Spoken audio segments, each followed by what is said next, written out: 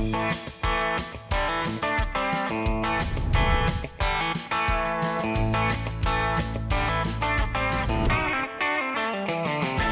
welcome to another episode of the Free Thinkers Podcast, a show that believes in free speech, original thought, desire for truth. Hope everyone's having a great week, and we are joined by our good friend, Dale Murphy. Dale, how are you, sir? I'm great, Rusty. How's it going, man? Man, it's going great. We have 2 straight weeks of our podcast. It was a tough one to get to this week, but we're here. So we're going to go back and forth. We're going to jump into some stories. I've got a few clips to play and some stories to go, but I'm going to let you lead off with what you have, so let her rip. Man, the biggest thing I saw was UFOs. They're for real. Like aliens and UFOs are for real. And so I don't know if you saw that hearing, but the guy testifying and saying that we've had alien technology and alien life forms for the last basically 100 years, he said, like since the 1930s, that the government has known about it. And that that there's been people that have actually been hurt trying to replicate the technology that they found. And, he wouldn't really let them know where. He said he'd let them know, I guess, in more, not out in the open, not public forum to let them know where these things are at. But that he said he knew where they were at, that there were a lot of other people. He said some people, he wouldn't confirm or deny that people had been killed over the knowledge of this. So it was just kind of something really interesting that was just out in the public forum. And, it's not getting, you do see it some, but it's not like it's broadcast at, the biggest breaking news in the world. So, but I thought that was pretty major news. So here's my question.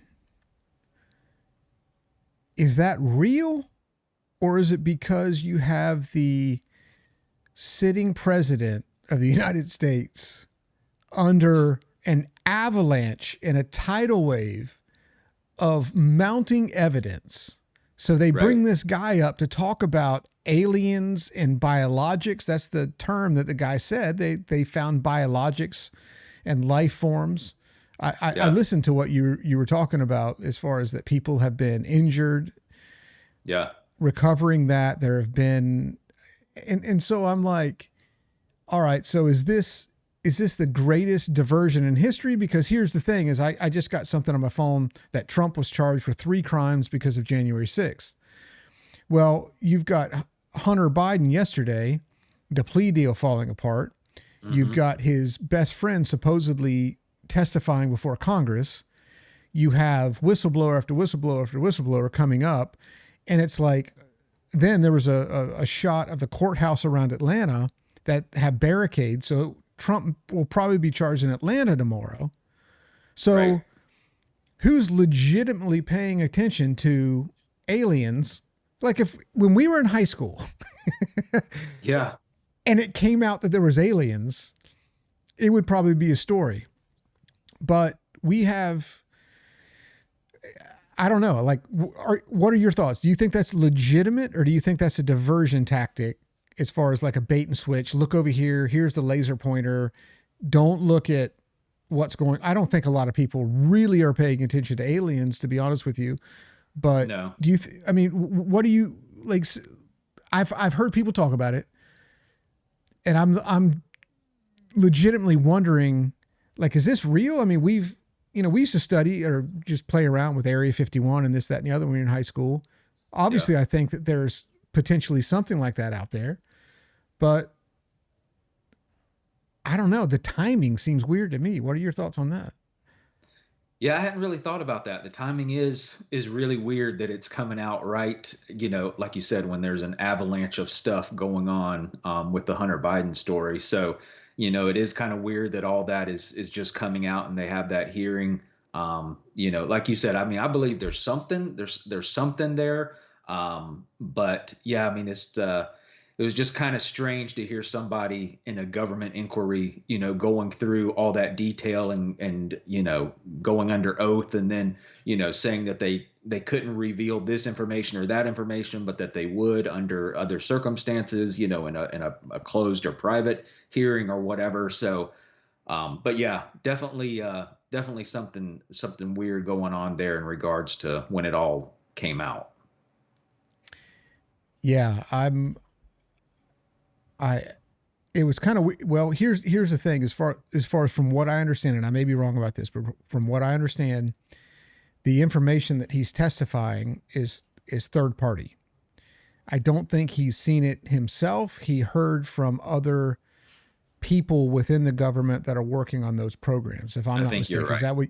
Okay, I think you're yeah. right. So I think he said that he had heard it from so many individuals that he really, really trusted, to say that, and then he was saying that he had been receiving threats because of his testimony, that type of thing. But yeah, I think you're right that he hasn't actually seen it with his own eyes.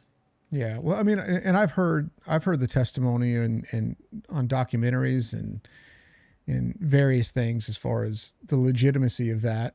And I mean, you literally have planes that take off from I think it's Nellis Air Force Base somewhere in Nevada, and it's like a 737 every single day. Like people drive there, they park their cars, they get on this airplane, and they fly this 737 to Area 51, and they work. And then when they're done with work, they get on the plane, they fly back to Nellis or whatever. I think that's the base, and they get in their cars and they go home. And that's how they transport the workers to and from this. And so there's something going on there. And I mean, I've heard that there's technology that they're reversing and all this other stuff. And so again, it's either weird timing to there's so much stuff going on over here that we're just going to put this out here so people don't understand it, or we're going to put this out to try to take attention away from something else. But it was definitely was kind of weird timing as far as from what I heard about it. But Yeah. yeah, I mean, and going back to that, it's interesting because we always have like a biblical worldview on this. And I remember one time coming back from Georgia, I watched 3 or 4 videos on the pre-Adamic race, which means before Adam. And so there's 2 different theories on this. And again, I'm going back to, how the Bible can interpret this as far as if there's aliens and this, that, and the other. And so you have 2 different theories. You have one that's like a young earth theory, which means that a lot of people say that the creation happened 3, 4, 5, 10,000 years ago, right? Mm-hmm. And then you have the other, that's the old earth theory, that it happened millions of years ago, and that's where the carbon dating and this, that, and the other can work. And what that would do, the old earth theory, is there's a gap theory, meaning between Genesis 1:1 and Genesis 1:2, there's a gap of hundreds of thousands or millions of years, which it's interesting. And I kind of wanted to do a whole podcast on this, but it was really kind of interesting because it talked about if Lucifer fell, how could he fall within, the first couple of days after creation, right? Within 7 days of creation, he fell.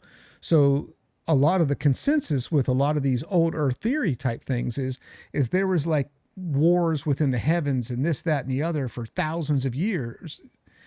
And then the earth the Bible says the earth was void and without form, and darkness was over the face of the deep.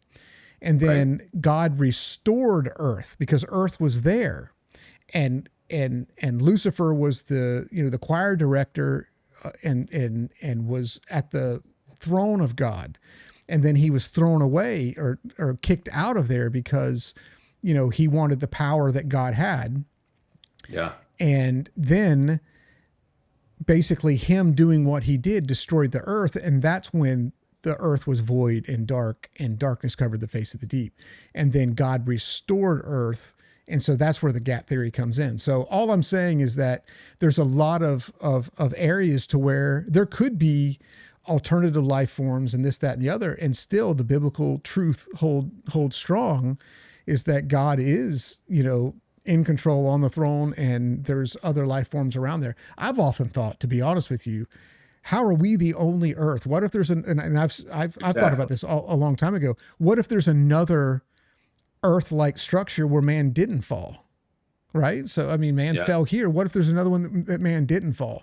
And so it's kind of interesting on that, but yeah, I'll have to send you some videos on that because it's absolutely fascinating. I think for 4 hours, I was just listening to this And at the end, when I got home, I'm like, there's no way there's a young Earth. There's no way the Earth was just created, like the coloring books have in school. There's no way Right. that is there. So, and again, I always try to do this like with frequencies and fractals and all this other stuff. You can point back to, areas in the Bible, and the Bible and science are so intertwined that it's absolutely incredible. And as far as like even creation, when people say there's no way that Earth could potentially, or the Grand Canyon could have happened young, it took millions and millions and millions of years ago. Well, back in the 80s, when Mount St. Helens erupted, they had a canyon that was formed, I want to say 1/5 the size of the Grand Canyon, and people were able to watch it, and it formed within 2 days. And then they took Right. a year after that explosion, they were able to bring trees up that were under the water, and they carbon dated them. And the carbon dating on those trees showed 180 million years old.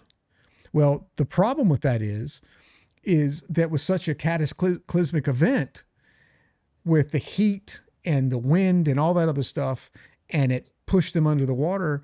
It kind of completely screwed up the carbon dating. So I'm not saying one way or the other. I mean, there's a lot of varying opinions that are incredible about that. But like back when I was in film school, I used to, and the internet was young, I used to go to the Institute for Creation Research, and it was just I was always fascinated with that kind of stuff. Some of our teachers at school would have been really impressed that I was doing that on my own without having to do that. But all that to say is, bringing it back to aliens, is that could be real. There could be other forms of life. There could be other technologies like that. And that doesn't mean that God is out of that, or he didn't create that, or anything of that sort. And so I think it's a fascinating argument. I think it's a fascinating discussion, and it's something that I'm curious about. Yeah, for sure. I mean, whenever you see how small of a speck we are, and then the galaxies upon galaxies, and when it just kind of zooms out from the Milky Way, yeah, I mean, that's where you go, man, it's just so much larger than anything we could ever even imagine in our heads, how big the whole universe is. Yeah. It's just it's unreal. So No, without a doubt, man. Without a doubt. what you got? Well, man, I'm not falling in for pop culture, but I was kind of taken back a little bit by this whole controversy with Jason Aldean, right? And this whole small town thing. Yeah. And I think the reason that I was interested in that is because when I first heard it, I'm like, I resonated with that. And the reason I did is because I've got a place in a small town, and that stuff's true. Like the lyrics that he's saying, like, try that stuff in a small town, see how far you get. And I mean, you've been up there. Right. It doesn't matter. Like, black people up there in small towns are completely different than black people in big towns, right? And I've got good friends up in Georgia that are black.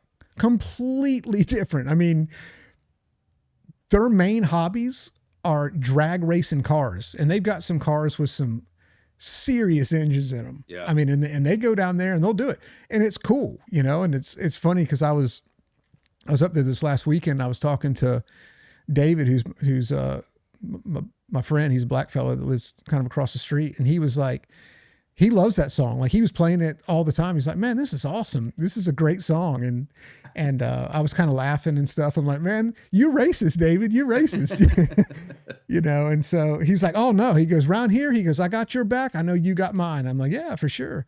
And I think it's interesting how the first thing that the quote liberal media thought when they hear that stuff, like, you can't carjack a woman, you can't sucker punch someone and stuff, they immediately think it's racist. So what does that say about them? That they're racist because they're thinking Correct. it's black people doing that. Correct. Yeah. Correct. That's my point. When I heard that and they're like, no, that's racist. I'm like, who are you saying does that? Why couldn't it be a white Like, person in carjack? somebody. Exactly. In the video, like 90% of it is white people like going around with cops. And I'm not, I mean, that's, and I have to lay this out. Statistically, that video is not accurate. Statistically, it's not accurate based on crime stats. But in that video, it was done. Now, I have to say this. He did edit that video, or his team edited that video and took a lot of the Black Lives Matter riots out, which I think, again, I kind of figured it would happen. But that's something that was given a pass by mainstream media. You remember that? Like, they burnt down towns. They did all this other stuff. Now, when you look at Black Lives Matter, the founders of that are accused of funneling tens of millions of dollars. Like the lady that was the head of that, Patricia Cullors or something like that is her name, bought like a $30 million house in Beverly Hills. None of that money went there. Right? Yeah. And so it's like, you know, you guys keep doing your thing. You guys keep claiming victimization and all this other stuff. I don't really care. But you don't, like, literally you don't do that in a small town. Like color doesn't matter in a small town. That's what I like. Like I go and they've got a new place. You got to go up there with me. It's kind of funny because there's a black guy who's married to a white guy married to a black girl. And they open this like little restaurant right near the train tracks, right? They got a pool table in there and it's like a juke joint. And David's like, hey man, let's go over there. Let's, hang out and this, that, and the other. So I take the golf cart. I met a concrete guy over there. I met a carpenter over there. I met all this other stuff over there. It's like a whole little community, which is great. That's what happens in a small town, right? Go in there, hang out. That lady cooks insane food. There's a pool table in there. You stand around, you have fun. You do this, that, and the other. Whenever she sees my truck in town, here comes the text. Hey man, we're over here. Why don't you come? This is what I'm cooking tonight. That's what it's about. That's what it's about. And I guarantee you that if anybody did anything to me, that whole juke joint would have my back and vice versa. That's what it's about. Yeah. It's not about race. It's not about any of that other stuff.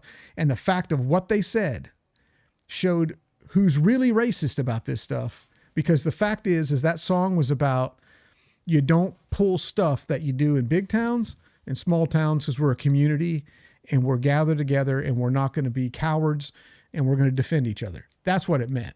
Yeah. Yeah. I mean, those people that are saying that, like you said, they've never been a part of a community like that. They've never been, a part of having other people's backs and, and being part of a family like that, of like what's going on there with you, in your community. So that it's real easy to sit up, in the high rises in the big cities and then, just throw down and say, oh, it's just a country music person being racist and, talking about, whatever it is, what's going on. And, and then saying that this is directed at a different race. And like you said, who's to say that it's not, a white person that's doing the carjacking or whatever the case may be. So, but yeah, it's all about just having each other's back and, being there for one another and not trying to hate on a certain people group.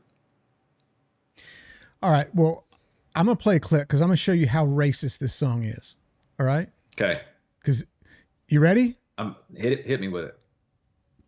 Well, that shit might fly in the city. Good luck.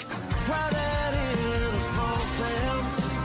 See how far you make it down. Round up. Well, that shit might fly in the city. Good luck. Try that in a small town. See how far you make it down the road. Round up. Well, that shit might fly in the city. A good look. Try that in a small town. Try that in a small town. See how far you make it down the road. That shit might fly in the city. Good luck. Try that in a small town. It might fly in the city. Good luck. Try that in a small town. See how far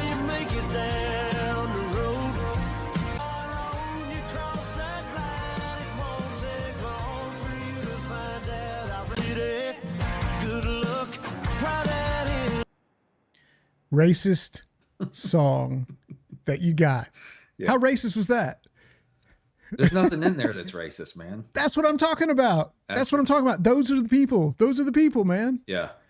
Yeah. There's nothing in there. And they don't mess around. Yeah. They've experienced the small town. They've experienced a country life. And so they know what Jason Aldean was singing about, that he wasn't, singing about against a color of people, that he was singing about a community and about not trying that kind of crap, if you're in a small town, because people have each other's backs. And they're not gonna stand for it. They're not just gonna let you burn down the city, and do whatever you want to do. There's going to be consequences for your actions. So yeah, I mean, there's absolutely nothing. It's there's so much in our society, man. Everybody's wants to throw mud at everybody else. Wants to be offended about everything. And man, sometimes you step back and just realize not everybody's trying to have racism and throw people under the bus and do this and that. Just everybody needs to chill out a little bit. Yeah, it's about criminals, not color at Right. this point. If you're a criminal and you're coming through there and doing this kind of crap, it's over. It's not going to work. You cannot pull that kind of stuff. Yeah. You can't. I mean, I get calls all the time. There was there's a funny story real quick. Talking about a small town is, so my friend Kevin, he's been on the podcast before. His brother owns a pet grooming shop. And so his brother had the opportunity to buy this van. And this van looked like it was pretty rough. It was like a white van without windows and that kind of thing. And his pet shop logo, is cartoonish a little bit. And so I guess he had some kind of label printed and stuck on the side of this van. Well, he wanted to stay up at my house up in Georgia because there was like a big dog grooming show in Perry, which is about 40 minutes away. I'm like, yeah, you guys can stay there. That's fine. And so they pull in there. So I get a call from the mayor. He's like, hey, man. He goes, there's some pedophile looking van in your driveway with a Hello Kitty sticker on the side of it. And so then another person called, there's like a creeper van that sells drugs to children that's got a little cartoon on the side of it in your driveway. And I'm like, oh man, yeah, there is. I get more calls about that kind of stuff. And when my truck is there, I promise you, I get more people that stop by my place up there when I'm there, when they see my truck. The mayor stops by. I got friends that stop by. I got everybody that stops by when they see me. Hey, just wanted to say hi. That's what happens in a small town. Yeah. I'm telling you, I have probably better friends just in general, like passerbys and stuff like that up there than anywhere. They watch my house. As a matter of fact, I left on my front porch the other day. I left a whole battery, like a DeWalt battery and everything like that plugged in, sitting up in my chair, completely forgot about it. Went home and I've got my camera there. Man, that thing lasted for 2 straight weeks before I came back up there again. You think that would happen in a normal place like that? That's probably $150, $200 worth of batteries sat right there on the front porch. People know don't not to screw around with that kind of stuff. Yeah. So it's an interesting thing. So I kind of wanted to bring that up. I mean, I'm not a Jason Aldean fan. I'm not a fan of that kind of country music. Right. But I'm glad that he at least stood up to that. If he changed his video, whatever, I mean, it is what it is. So, the song can speak for itself.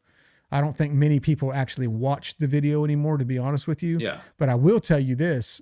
I was really, really impressed when you talk about the community of a small town, the community that rallied around Jason Aldean. Again, not fans of these guys, but Luke Bryan pulled all his videos off of there. Blake Shelton was in agreement to do a $30 million project with CMT. He canceled that because of it. Hank Williams Jr. was on the board of directors of CMT. He resigned because of it. And so to me, that's what you have to do. That's what we've said on this podcast before. Twist the screws. When you do something like that and the woke people are coming after you, you are over the target. Twist the screws. Do not go back, go forward, twist the screws, and just keep pushing forward. Because if not, if you relent any, and I'm disappointed he edited the video, but if you relent any, I mean, the fact of the matter is it's not race. I mean, you just saw the clip I just played. Right. People that are people that live in the real world that aren't in the victimhood. Yeah. And that's what I call, like, when you have these inner cities, it's not the hood, it's the victimhood, because they're taught to believe that they're the victim. They're not the victim. I'm not too much of a fan of Gene Simmons, but his book, Me Incorporated, is a book that I think every person should read. They were dirt poor in Israel. The dad left them. It was just he and his mom. They fled to America, and he got, I think, to New York. They lived in New York City, and he would walk by the library, the public library, every day and look in and think, man, I cannot believe all these books in there. I wish one day I'd have enough money to go and read some of those books. Well, he did that for like 3 years, and he kept looking through there one day, and his friend's like, what are you doing looking and you just keep like staring in this building? What are you doing? He's like, man, I just wish I had the money to go in there and read some of those books. And the buddy looks at him, he goes, what do you mean money? It's free. It's the public library. He's like, what? You can, what? And yeah, so he immediately walked right in there and started checking books out. That's why Gene Simmons has never drank alcohol. He has a persona of what it is, but he said he never hung out with his friends on Friday nights. He would be in books. He'll tell you, if you live in this country, it's a responsibility of you to learn English. You're in this country, you learn English. You're in another country, you learn the language of that country. And he said, education is not a right, it's a privilege. We have right now, the fact of the matter is you can go, and this is what he said. You can go in any public library in anywhere in this country and check any book out to learn anything. But on top of that, this is going back to the whole victimhood. Everybody in the inner city like that has an Obama phone. You go up to Cordele, Georgia, they got tents set up that you can go and you can get a phone. I know people up there that have got phones for an unborn baby. I'm not lying. I'm not making that up. They're like, yeah, I'm not even making that up. You can get and with the access to that, you can go to YouTube. You can go to anywhere and learn. Yeah. What is there that you can't get in this country, in this nation, in any of that stuff? There's nothing. No one's a victim. No one's a victim. Yeah. None. So I was, like I said, Me Incorporated is an incredible book to read about someone that came from nothing, literally nothing, and made something of themselves pre-internet, just going in the public library. Yeah. Yeah, it's all about perspective, man. It's all about, where you see yourself, and then, like you said, whether you're seeing yourself as a victim or whether you can see yourself as being an overcomer. And there's so many stories of people that have come from nothing, to overcome the odds that are facing them. But it's you have to be able to, take yourself out of those circumstances and try. Because if you just continue to wallow in pity every day and just say I'm a victim, then that's what you're definitely going to remain is a victim.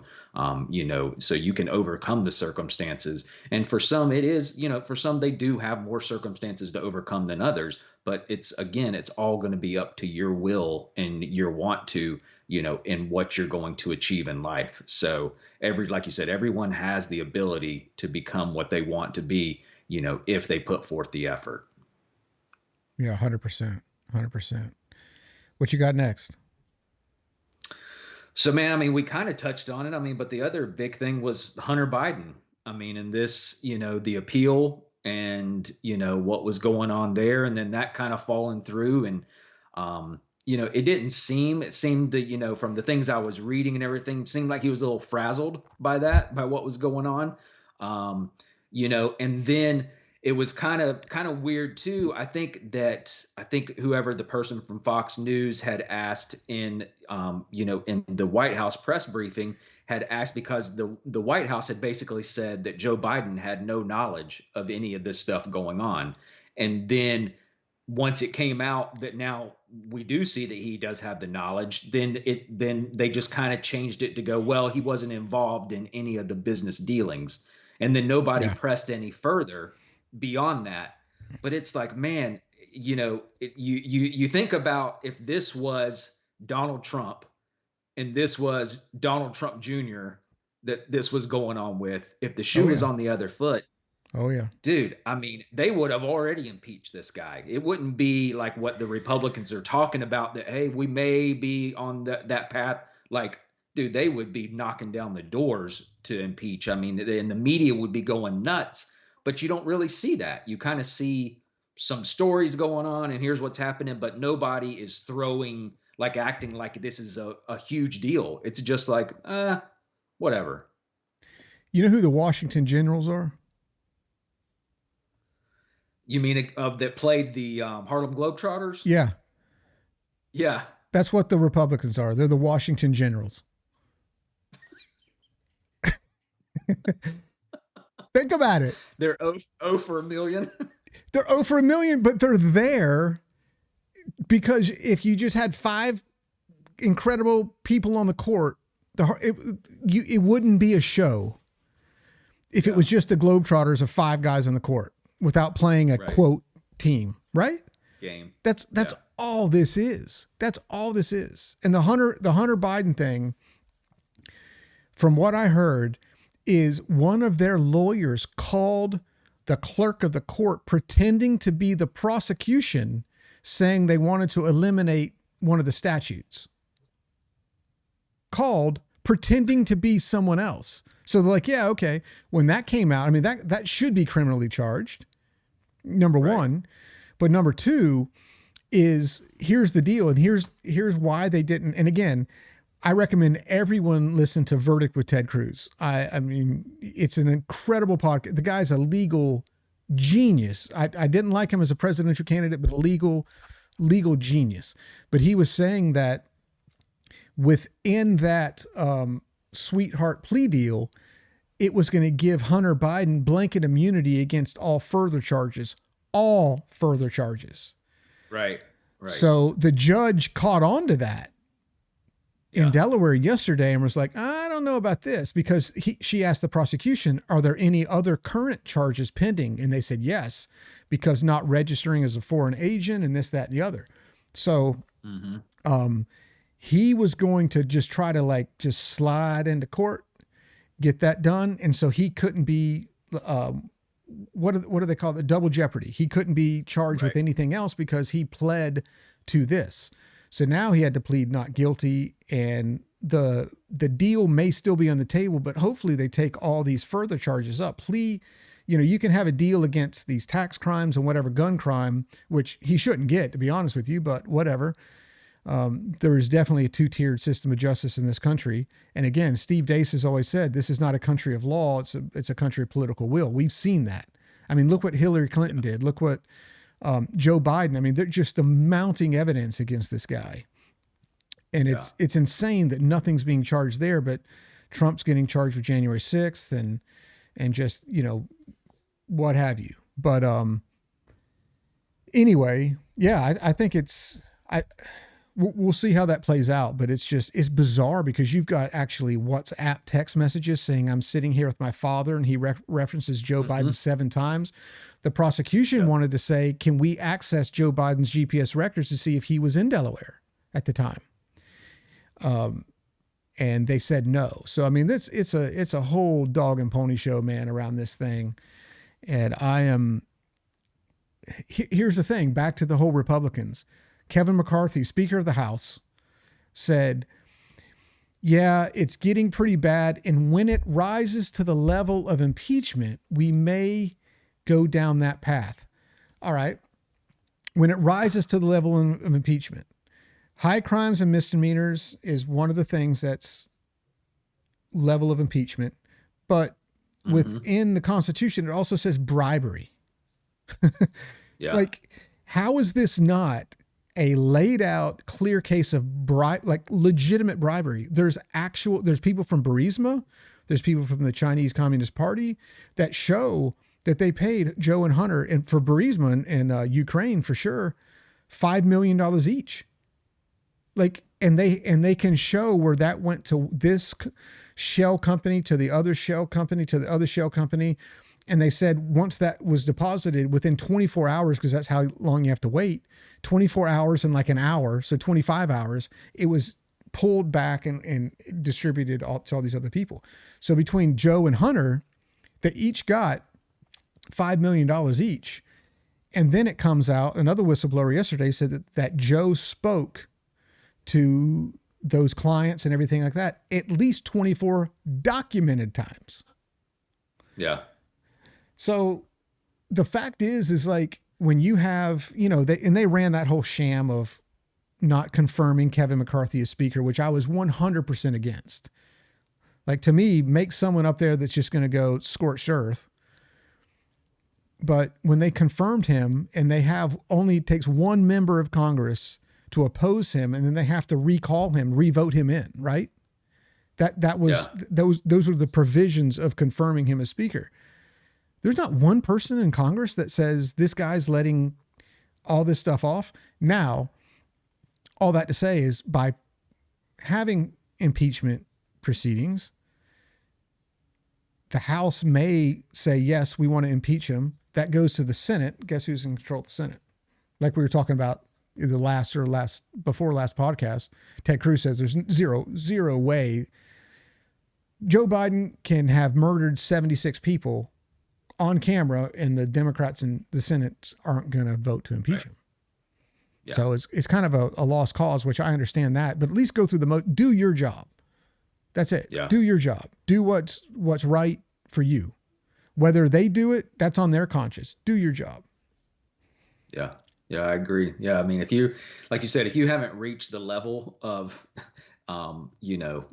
the information to give you the ability to bring up impeachment charges by now, like you said, what is it that it's going to take? And yeah, I mean, and like you said, they're the Washington Generals. They've lost so many times that they may just be like, because they know that they're not going to win no matter what. So they've just kind of given up. But like you said, it's time to do your job. It's time to, to at least put forth the effort for the American people that have put you in that position. So, just really, really strange times that we're living in right now. So. Yeah, for sure. Well, I got one last story because here's the thing, man, right. is we have a lot of bad in the world. We have a lot of evil in the world. There's a lot of bad people in the world. There's a lot of evil people in the world. I think we're truly in a spiritual war. I think you'd agree with that. So I want to play a clip because I think you'll like this. This is, let me just open this up because this is the former founder of the Satanic Church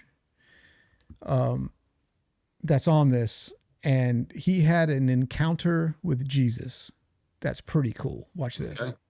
I had a meeting with council members at the church, and they said, okay, great, now we've done all these interviews and people know and it's growing, Satanism is growing, and believe me, people, it is. And I had to do a ritual by myself to see how do I get more power, more influence. And I did this ritual and I opened myself up and Jesus appeared. And I was extremely cocky. And I said, if you are Jesus, you need to prove it. And he flooded me with the most beautiful love and energy. I have for a long time believed that I am not worthy of God's grace. Let me tell you something today. The kingdom of God is not a gated community. The kingdom of God is open to everybody. The love of Christ is unconditional. When you experience it, it is something different. It's my prayer that you will feel the love. I pray that the peace of Christ will be with you. Wow. Pretty crazy, right? Yeah, for sure. I think when I saw that, I just thought, you know what? Everyone's got a chance. And we're all that guy. Like when your sin separates you from the love and the warmth and the light and everything like that of God. But we're all in need of redemption. No matter how far we are, no matter how far out we are. But that's pretty cool. I saw that and I was like, that's pretty cool. Got to share that this week.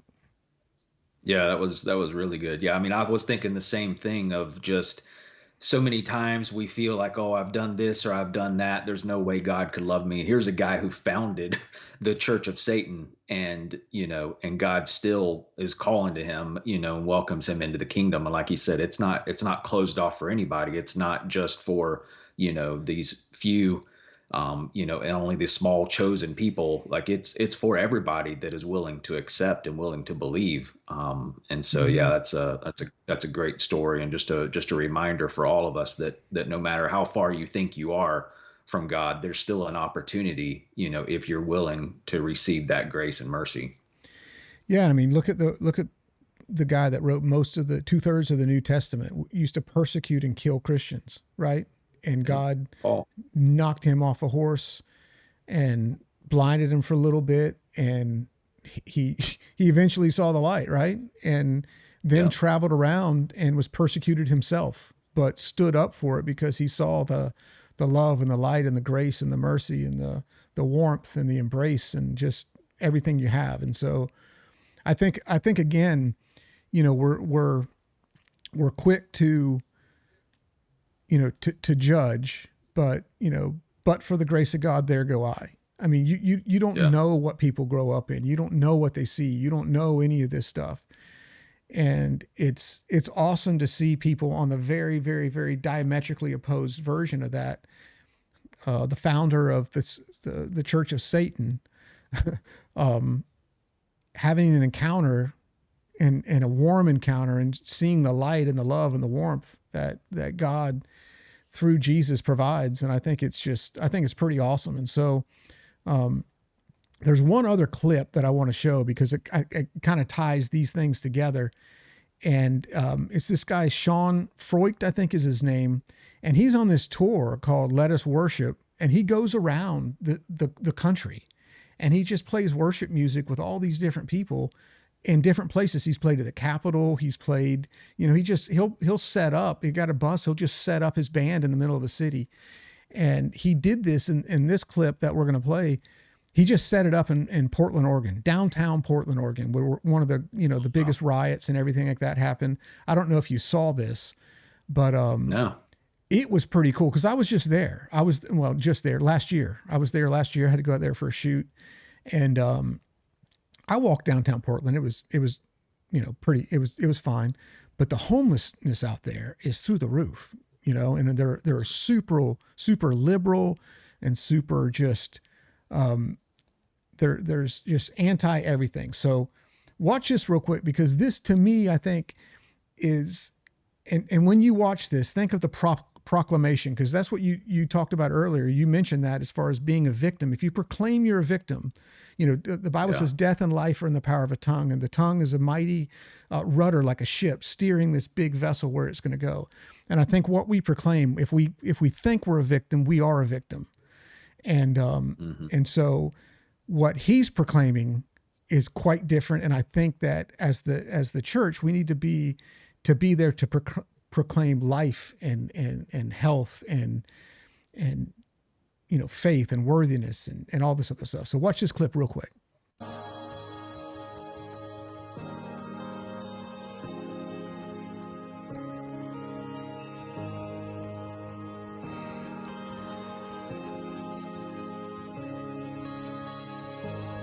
Open up heaven. We say, open up heaven.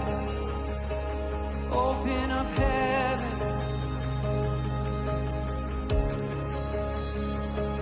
Open up heaven over this city. Over this city. Open up heaven over this city. Open up heaven over this city. Open up heaven over this city. Open up heaven over this city. Open up heaven. Oh, we just call forth salvations, signs and wonders, miracles. We call forth the spirit of revival. We say the streets will be filled with singing. People will laugh again. People will rejoice again. Businesses will thrive again. The church will open again. Proclamation, buddy. It's good stuff. Yeah. Proclamation. Yeah, set up in downtown Portland. I don't know, he got a permit for that, but Right. thank God he did, right? But look, there was a ton of people out there, right? I mean, Yeah, there was a lot of people.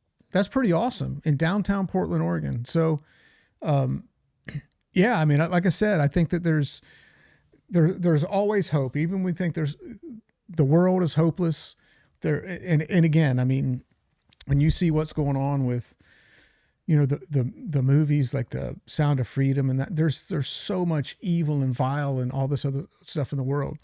But I remember there was I think her name was, I can't remember what her name was, but anyway, she was a singer. She came to church and she sang one time. She was a pretty big singer. And she said, when bad things happen, everyone always asks, where is God? She goes, but I always ask, where are his people? And that stuck with me because she probably said that 15 or 20 years ago. And I'll never forget that. And that's why we did a lot of the stuff we did, because when Jesus was here, he said, far better it for me to go, because the Holy Spirit comes into each one of you and you do the same things I do, but you do it in greater numbers. The question is are we doing that? Are we doing that? But that's the thing. Yeah. Like, let's make proclamation. Let's do it in our, small area and then branch out. That's, to me, that was pretty cool.